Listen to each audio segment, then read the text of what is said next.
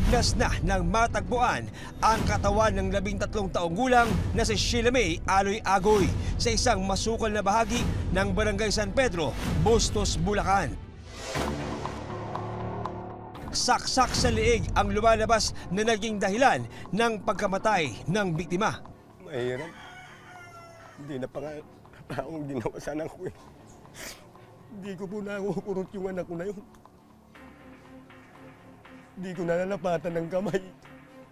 Mas ganun yung ginawa.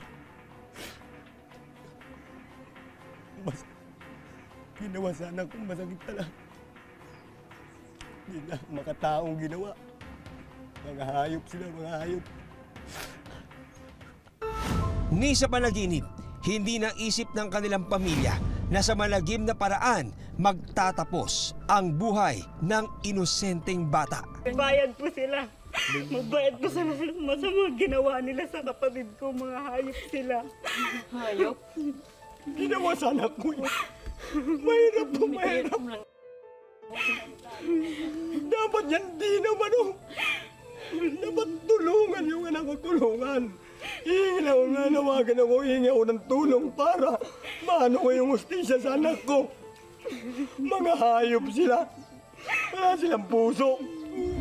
Mahanap na kaya ang walang awang pumaslang sa biktima?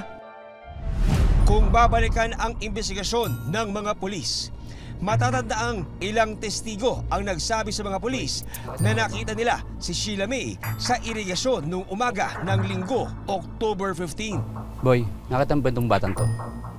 Opo. Pero ayon sa ilang saksi, hindi nag-iisa si Sheila May. Nung nakaraan kasama niya yung nangangalakal po dito. Basta yung lalaki pong may tattoo sa binti. Isang lalaking may tattoo ang nakita raw nila na kasama ng bata. Sino ang lalaking ito? Paano makakatulong ang testimonya ng mga saksi sa pagresolba sa krimen?